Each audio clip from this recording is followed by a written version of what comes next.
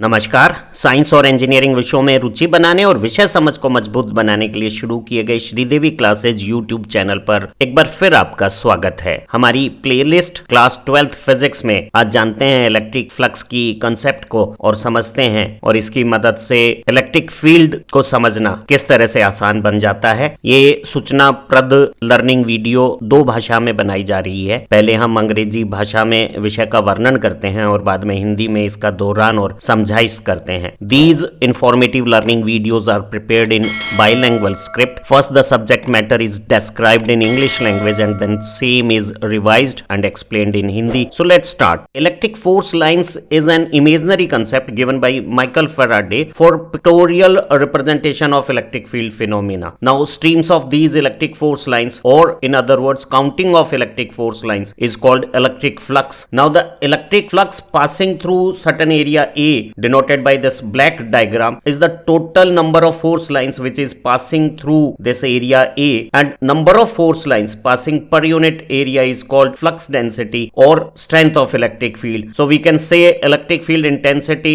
is flux density or flux passing through per unit normal area. If phi amount of flux is passing through A area, then flux per unit area is flux density or electric field intensity. Now in the same electric field, if this area is tilted to new position shown by this brown diagram as A dash by an angle theta, we found that amount of flux passing through this new position get reduced to psi dash, but since force lines distribution is the same, so the ratio of psi dash and this normal area A dash of total area A remains the same. Here the normal component of this A dash area is A cos theta. Flux per unit normal area on brown surface remains the same as flux per unit area of black surface, and flux per unit normal area is called electric field intensity or electric flux density. So amount of flux is related to electric field intensity and flux per unit normal area is called as electric field intensity. In an uniform electric field, if area plane surface is placed normal to electric force lines, or we can say area vector which is directed normal to the surface and electric field vector are in the same direction, then flux through an area A placed in uniform electric field can be obtained as product of electric field intensity and area, as flux per unit area is electric field intensity E and flux through A area become electric field intensity multiplied by area. Now if area vector directed normal to the surface got an angular displacement from electric field intensity, then in that case flux per unit normal area is electric field intensity and component of this A area normal to electric force lines is A cos theta, and product of electric field intensity and normal area is flux through an area which makes an angle theta. Now this can be expressed as dot product of electric field intensity vector and area vector, and dot product is magnitude of first vector, magnitude of second vector, and the cosine of angle between E vector and area vector, and look, area vector is directed normal to the surface plane as shown here. विद्युत बल रेखाएं एक काल्पनिक अवधारणा है जिसे Michael Faraday ने विद्युत क्षेत्र के घटनाक्रमों को चित्रों की मदद से समझने के लिए इस्तेमाल किया था। इन्हीं काल्पनिक बल रेखाओं की जो बहाव है, प्रवाह है, उसे हम इलेक्ट्रिक फ्लक्स कहते हैं, या बल रेखाओं की अगर गिनती कर ली जाए तो उस गिनती को हम इलेक्ट्रिक फ्लक्स कहेंगे। किसी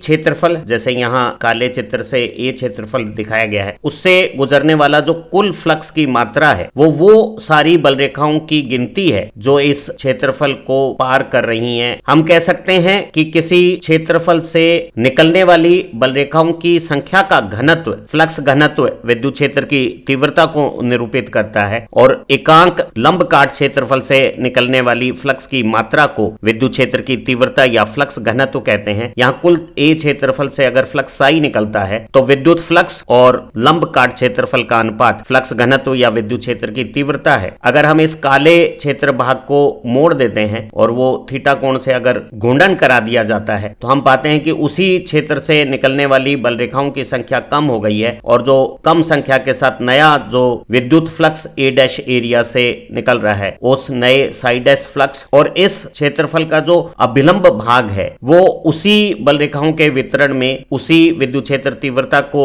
रिप्रेजेंट कर रहा है। यहाँ कुल ए क्षेत्रफल का जो अभिलंब क्षेत्रफल भाग है उसे हम ए cos थीटा कह सकते हैं और किसी क्षेत्र से निकलने वाला फ्लक्स और अभिलंब क्षेत्र प्रभाग के अनुपात के रूप में हम विद्युत क्षेत्र की तीव्रता की गणना कर सकते हैं। तो हम इलेक्ट्रिक फ्लक्स की मदद से विद्युत क्षेत्र की तीव्रता ज्ञात कर सकते हैं। अगर एक समरूप विद्युत क्षेत्र में कोई क्षेत्र प्रभाग इस तरह से रखा हुआ है कि जो क्षेत्रफल का पृष्ठ है वो बल रेखाओं के या विद्युत क्षेत्र की तीव्रता के अभिलंब स्थितियों पर है और जो क्षेत्रफल सदिश की दिशा है जो कि तल के लंबवत होती है वो विद्युत क्षेत्र की दिशा के अनुदिश हो गई है, ऐसी स्थिति में एकांक लंब काट क्षेत्रफल से निकलने वाला फ्लक्स विद्युत क्षेत्र की तीव्रता है और कुल ए क्षेत्रफल से निकलने वाला फ्लक्स साई विद्युत क्षेत्र तीव्रता और लंब काट क्षेत्रफल का गुणनफल हो जाएगा। विद्युत क्षेत्र की तीव्रता को अगर हम वोल्ट पर मीटर इकाई में पढ़ते हैं, क्षेत्रफल मीटर स्क्वायर में हो तो विद्युत फ्लक्स की इकाई को वोल्ट इंटू मीटर कहा जाएगा। अगर ये क्षेत्रफल का जो विन्यास है वो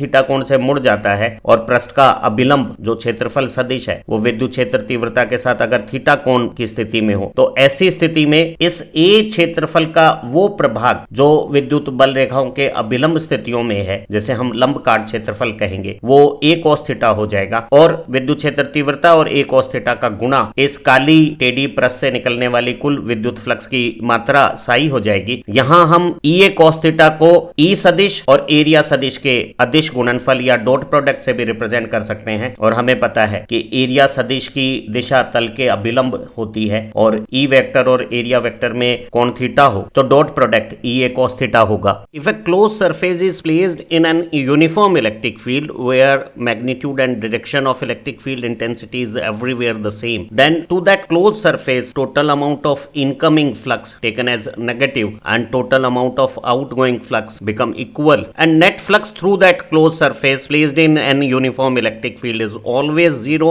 whatsoever the shape or size or orientation of that closed area may be. For this closed cylindrical surface, when axis of cylinder is aligned with electric field intensity, the cylindrical surface won't have any flux through that surface because area vector and E vector are normal to each other and cos 90 is 0. So there is flux only from top surface and bottom surface, and if surface area of top and bottom is A, then at bottom side E vector in red arrow direction and area vector normal to the surface and outward got 180 degree angle and cos 180 is -1. So the net flux through this bottom area is minus EA, or we can say incoming flux is taken as negative. Similarly at this top surface both E vector and area vector are normal outward and in the same direction. So net flux which is outgoing from top surface is E into A. So net incoming flux negative, net outgoing flux positive are equal and opposite. So total flux from this area is 0. Now it is important to understand that uniform electric field is that field where inside this enclosed surface area there is no source charge exists. So this closed surface is free from any charge source and placed in an uniform electric field, then net flux from this surface is 0. If this cylindrical surface got a different shape, size or orientation but placed again in an uniform electric field, then also net flux from that closed surface remains 0. Here a conical cylindrical surface is placed where base surface area A1 is smaller and this second surface area A2 is higher, and this axis of cylinder aligned with electric field intensity, and we have to find out net flux through this conical surface. We know net flux from any closed surface placed in an uniform electric field is always 0. Here at surface A1 electric field intensity vector shown by a red arrow and area vector normal to the surface and outward shown by blue arrow got 180 degree angle, cos 180 is -1. So dot product of E vector and area vector is minus E A1 at this A1 surface. Similarly at A2 surface both E vector and area vector are normal outward in the same direction. Angle between E vector and area vector is 0, cos 0 is +1. So flux through this A2 normal area is plus EA2, and if conical surface side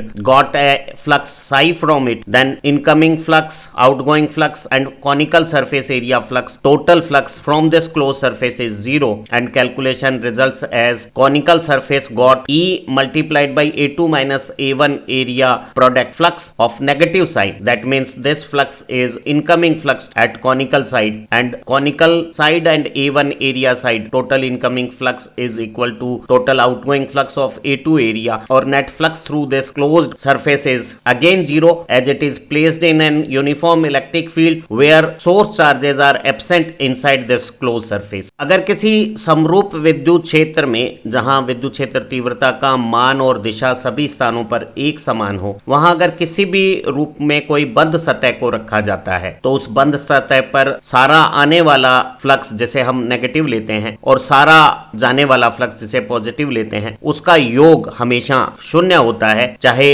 इस बंद पृष्ठ की आकृति, आकार या विन्यास किसी भी रूप का क्यों ना हो। जैसे यहाँ इस बेलनाकार बंद पृष्ठ की जो अक्ष है वो विद्युत क्षेत्र तीव्रता के साथ अनुदिश है, और ऐसी स्थिति में ये जो बेलनाकार पृष्ठ है इस पर पृष्ठ क्षेत्रफल सदिश तल के लंबवत बाहर की ओर और विद्युत क्षेत्र तीव्रता सदिश के बीच में जो कोण है वो 90 डिग्री है, और ऐसी स्थिति में ई वेक्टर और एरिया वेक्टर का डॉट प्रोडक्ट जो बेलनाकार पृष्ठ से कुल फ्लक्स को बताएगा वो कोस 90 पे शून्य होने के कारण इस बंद पृष्ठ के बेलनाकार पृष्ठ भाग से किसी भी प्रकार का फ्लक्स नहीं है। वहीं जो ये निचली सतह है वहां क्षेत्रफल सदिश यहाँ नीली रेखा में तल के लंबवत बाहर की तरफ दिशा रखता है, और ई सदिश तल में अंदर की तरफ विद्युत क्षेत्र तीव्रता के अनुदिश यहाँ क्षेत्रफल सदिश के साथ जो 180 डिग्री का कोण बनाता है उसमें डॉट प्रोडक्ट में जो cos थीटा आता है वो cos 180 माइनस 1 इस नीचे के सतह पर इनकमिंग आने वाला ऋणात्मक EA फ्लक्स बता रहा है। इसी तरह से इस ऊपरी सतह पे ई वेक्टर और एरिया वेक्टर दोनों सतह से अभिलंब बाहर की तरफ एक साथ एक ही दिशा में आ गए। ई वेक्टर और एरिया वेक्टर के बीच में थीटा 0 पर cos 0 1 होने पर इस सतह से net flux positive EA outgoing प्रकृति का बाहर की तरफ हो गया है। तो आप देखेंगे कि इस बंद पृष्ठ पे बेलनाकार भाग का फ्लक्स शून्य है, नीचे की वृत्ताकार पृष्ठ में इनकमिंग आने वाला फ्लक्स ऋणात्मक प्रकृति का माइनस EA है। इसी तरह से ऊपरी वृत्ताकार पृष्ठ पे बाहर की तरफ जाने वाला धनात्मक फ्लक्स EA अगर कुल फ्लक्स देखें तो वो शून्य है, और ये इसलिए संभव हुआ है क्योंकि एक समरूप विद्युत क्षेत्र में कहीं भी बीच में स्रोत आवेश अनुपस्थित हैं। इस पूरे बंद पृष्ठ के अंदर किसी भी प्रकार का आवेश नहीं है, और ऐसी स्थिति में आवेश रहित क्षेत्र में रखा हुआ बंद पृष्ठ जो समरूप विद्युत क्षेत्र में है उससे नेट फ्लक्स शून्य है, या जितना फ्लक्स उसमें अंदर आएगा उतना ही फ्लक्स उसमें से बाहर जाएगा। यहाँ इस बेलनाकार पृष्ठ की बजाय अगर हम कोई दूसरी आकृति या आकार का पृष्ठ लेते या उसका विन्यास कोई भिन्न प्रकृति का लेते, तब भी समरूप विद्युत क्षेत्र में रखे हुए किसी भी आकृति, आकार या विन्यास के बंद पृष्ठ से निकलने वाला कुल फ्लक्स शून्य माना जाता। एक उदाहरण से ये बात और समझ में आएगी। यहाँ जो शंकुकार आकृति दी हुई है उसका आधार वृत्ताकार पृष्ठ A1 कम क्षेत्रफल का है और A2 क्षेत्रफल अधिक मान का है, और इस शंकुकार बेलन की अक्ष के अनुदेश विद्युत क्षेत्र की तीव्रता है, और इस आकृति को हमने एक समरूप विद्युत क्षेत्र में जब रखा है तो इसके सभी पृष्ठों से A1 पृष्ठ, A2 पृष्ठ के साथ साथ ये जो शंकुकार त्रिज्यीय पृष्ठ है इससे निकलने वाला कुल फ्लक्स शून्य होगा। यहाँ A1 पृष्ठ पर जो फ्लक्स है वो ई वेक्टर और एरिया वेक्टर पृष्ठ के अभिलंब बाहर की तरफ के बीच का डॉट प्रोडक्ट माइनस A1 ऋण प्रकृति का मतलब है ये फ्लक्स अंदर की तरफ आने वाला फ्लक्स है। इसी तरह से A2 क्षेत्रफल पे ई वेक्टर और एरिया वेक्टर पृष्ठ के अभिलंब बाहर की तरफ एक ही दिशा में दोनों के बीच में कोण 0 होने पर डॉट प्रोडक्ट EA2 पॉजिटिव प्रकृति का बाहर की तरफ जाने वाला फ्लक्स बना रहा है। अगर इस शंकुकार पृष्ठ से कुल फ्लक्स फाई हो तो हम कह सकते हैं कि A1 पृष्ठ का फ्लक्स, A2 पृष्ठ का फ्लक्स और शंकुकार पृष्ठ का फ्लक्स का कुल योग शुद्ध फ्लक्स इस बंद पृष्ठ से, क्योंकि ये एक समरूप विद्युत क्षेत्र में रखा हुआ है, शून्य होगा। गणना करने से हमने पाया कि जो शंकुकार फ्लक्स का जो कुल फ्लक्स है वो A2 के फ्लक्स EA2 में से A1 के पृष्ठ को घटाने पर ऋण चिन्ह का आया है। अर्थात हम कह सकते हैं कि यहाँ जो आने वाला फ्लक्स है वो और A1 एरिया का आने वाला फ्लक्स जुड़कर A2 एरिया से निकलने वाला कुल फ्लक्स हो गया है। उम्मीद है काल्पनिक बल रेखाओं की गिनती से बनी इलेक्ट्रिक फ्लक्स की अवधारणा जो एकांक अभिलंब काट क्षेत्रफल पर घनत्व रखती है उससे विद्युत क्षेत्र की तीव्रता निकालना आप अच्छी तरह से समझ गए होंगे। आप ये जान गए होंगे कि जब विद्युत क्षेत्र किसी पृष्ठ के समांतर चलता है या विद्युत क्षेत्र तीव्रता सदिश और पृष्ठ सदिश के बीच में 90 डिग्री का कोण होता है तो ऐसे पृष्ठों से विद्युत फ्लक्स नहीं बनता है। गॉस के नियम से हम विद्युत फ्लक्स की विद्युत क्षेत्र के स्रोत आवेश से संबंध ज्ञात कर सकते हैं, और इन संबंधों से हम विद्युत क्षेत्र तीव्रताएं किस तरह से ज्ञात कर सकते हैं यह हमारी इसी प्लेलिस्ट की एक दूसरी लर्निंग वीडियो से समझी जा सकती है। आप अच्छा पढ़ें, तरक्की करें और परीक्षाओं में भारी सफलता पाएं। इन्हीं उम्मीदों के साथ फिर मिलते हैं एक नई लर्निंग वीडियो के साथ। Thank you very much.